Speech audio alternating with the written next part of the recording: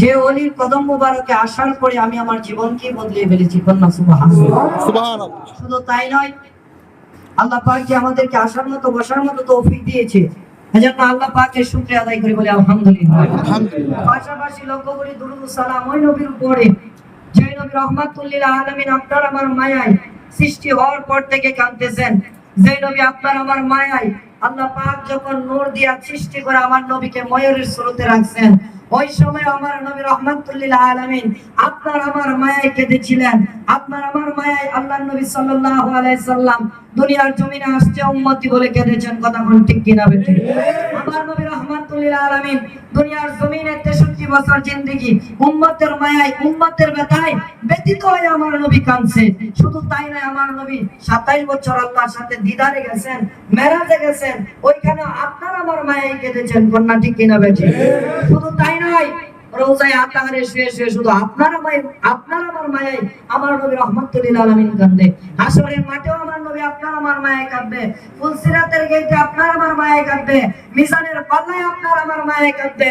শুধু তাই নয়, আল্লাহর নবী রাহমাতুল লিল আলামিন জাহান্নামের গেটে দাঁড়ানো থাকবে। ওইখানে দাঁড়ায়া দাঁড়ায়া দেখবে উম্মত নি জাহান্নামে চলে যায়। ওই নবীর উম্মতে আমরা খুশি না বেজার? 1,24,000 মতান্তরে 2,23,999 জন নবী রাসূলগণ কেঁদেছিলেন এই নবীর উম্মত হওয়ার জন্য। আল্লাহ বিনা দরখাস্তে আপনাকে আমাকে ওই নবীর উম্মত হিসাবে কবুল করেছে। আমরা খুশি না বেজার? খুশি হয়ে আবারও বলি আলহামদুলিল্লাহ। আমার বাবারা ভাইরা, আল্লাহর নবী রাহমাতুল লিল আলামিন বলেন, আমি হচ্ছে খাতামুন নবীন, শেষ নবী। আমার পরে আর কোন নবী আসবে না, তবে আমার কিছু প্রতিনিধি আসবে, তারা হচ্ছেন আল্লাহর বন্ধু, আল্লাহর ওলি। কন্যা সুবহানাল্লাহ। আমার বাবারা ভাইয়েরা, আল্লাহর ওলি এমন জিনিস যে সাধন যে করতে পারে, আল্লাহর ওলিকে যে ধরে রাখতে পারে, তার দুনিয়াও কামিয়াব, আখিরাতেও কামিয়াব। কন্যা সুবহানাল্লাহ। শুধু তাই নয়, হুকুম কি? পীরের হুকুম মানতে হবে, পীরের আদেশ মানতে হবে, পীরের ওজিফা করতে হবে, পীরের আগে পাশে কোনো কথা বলা যাবে না। পীর যা হুকুম করে তাই মানতে হবে। আমার বাবারা ভাইরা, একটা নজরানা দিয়ে আমি শেষ করে দেব।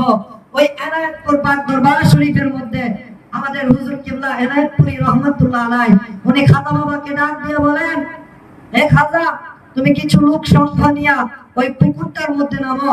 মাঘ মাসের শীত বাবারে, ওই শীতের মধ্যে খাজা বিশ্ব আলী খাজা বাবা কয়েকজন লোক নিয়ে পুচুরি পানার সাফ করার জন্য পুষ্করিণীর মধ্যে নামছে। আমার বাবারা ভাইরা, রাত্রেবেলা সবাই উঠে আসছে, শুধু খাজা বাবা একলাই ওই পুকুরের মধ্যে রয়েছে। যখন এনায়েতপুরী দাদা হুজুর কিবলা গেলেন, গিয়া ডাক দিলেন, বাবারা আমার খাজা কই, আমার খাজা কই, তোমরা কি সবাই চলে আসছো? তখন বলতেছে যে আপনার খাজা এখনো ওই পুকুরের মধ্যে রয়েছে। কারণ কেন? আমার পীর হুকুম করছে পুকুরের কুচুরি পানা সাফ করার জন্য, আমাকে উঠার হুকুম দেয় নাই। ওটার হুকুম দেয় না, ওটার হুকুমের জন্য মাঘ মাসের শীতের মধ্যে সুন্দর করে ওই পুকুরের মধ্যে দাঁড়ায় আছে। এটাকেই বলে পীরের প্রতি ভালোবাসা। এনায়েতপুরী হুজুর খাজা বাবাকে টান দিয়া বুকের মধ্যে লইয়া এমন এক জাতা মারছে, খাজা বাবা বলে, আমি দেখলাম আমার ভিতর কি জানি তোর মারছে। চিল্লায়া কোন সুবহানাল্লাহ। এজন্য বাবারা ভাইরা, পীরের সব সময় আপন নয়নে রাখতে হবে, আপন নয়নে ভাষায় রাখতে হবে। আপনার আমার বিপদের কান্ডারি আমার আপনার মুর্শিদ। আমার বাবারা ভাইয়েরা, মুর্শিদকে যে নয়নে রাখতে পারছে, মুর্শিদকে যে ধরে রাখতে পারছে, তার দুনিয়া ও আখিরাতে কামিয়াবি হয়ে গেছে।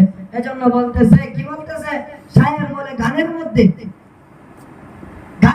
শায়ের বলতেছে যে তোমারে যে কত ভালোবাসি আমার দয়ালে মুর্শিদ, তোমারে যে কত ভালোবাসি আমার মুখে বলবো কি, আমার হৃদয়ের মাঝে ফটো তুলে রেখেছি দয়াল মুর্শিদ, তোমারে যে কত ভালোবাসি।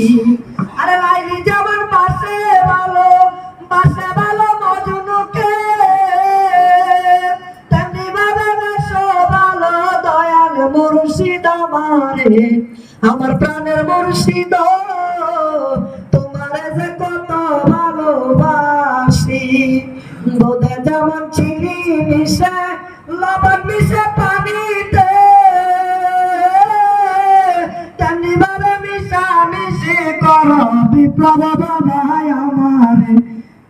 যেমন চিনি মিশে লবণ মিশে পানিতে, তেমনি ভাবে মিশামিশি করো সৌগর বাবা আমারে।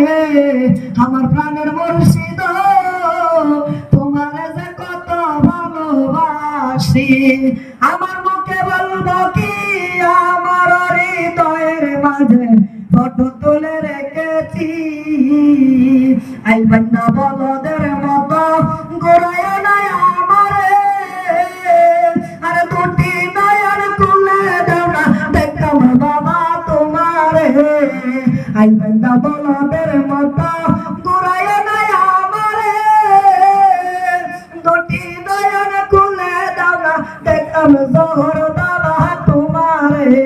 প্রাণের মুর্শিদ তোমারে যে কত ভালোবাসি। আমার বাবারা ভাইয়েরা, একটা জিনিস আমি লক্ষ্য করলাম দরবারে আইসা, আপনারা দরবারের যারা হুজুর কেবলার মুরিদ আপনারা হুজুরকে সালাম দেন, হুজুরকে সালাম। রিপুয়ে কইরাছে গারা মনের তারা লাগাও সত্য করে আপন ঘরে, মোহাম্মদী রূপে ডুবলে পাবি তারে, বিপ্লবী রূপে ডুবলে পাবি তারে আপন ঘরে, মুর্শিদ রূপে ডুবলে পাবি তারে। সেটা তোমার হৃদি মাজারে নির্জীবীরা সজীবী করে, সেটা তোমার হৃদি মাজারে নির্জীবীরা সজীবী করে, সদাই তাকে প্রেম নদীর কিনারে আপন ঘরে, মুর্শিদের রূপে ডুবলে পাবি তারে, জোহর বাবা রূপে ডুবলে পাবি তারে আপন ঘরে, মুর্শিদের রূপে ডুবলে পাবি তারে। লাখো দোনা সুদ মালাকু জমন তার ভিতরে মুকামে মামুন, লাখো দোনা সুদ মালাকু জমন তার ভিতরে মুকামে মামুন, লা মুকানে খুললে তালা দেখতে পাবি নূর তাজালা, লা মুকানে খুললে তালা দেখতে পাবি নূর তাজালা। নূরের মানুষ সদাই ঝলক মারে আপন ঘরে, মুর্শিদের রূপে ডুবলে পাবি তারে, বিপ্লবী রূপে ডুবলে পাবি তারে আপন ঘরে, মুর্শিদের রূপে ডুবলে পাবি তারে। আমার বাবারা ভাইরা, এই জন্য কথা একটাই,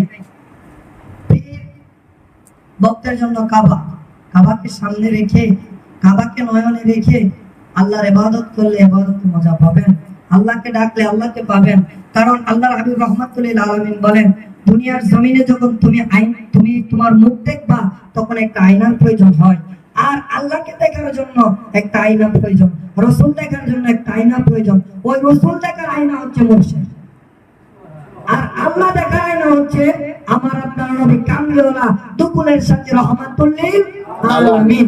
আমার বাবারা ভাইরা, এই জন্য মুর্শিদকে নয়নে রেখে আল্লাহ পাক রব্বুল আলামিনের ইবাদত এবং রাসূল সাল্লাল্লাহু আলাইহি ওয়াসাল্লামের গোলামি, মুর্শিদের পাইরবি যেন আমরা করতে পারি, সেই তৌফিক যেন আল্লাহ আমাদেরকে দান করে। সকলে বলে আমিন। ওয়া আখিরি দাওয়ানা আলহামদুলিল্লাহি রাব্বিল আলামিন। আসসালামু আলাইকুম ওয়া রাহমাতুল্লাহি ওয়া বারাকাতুহু।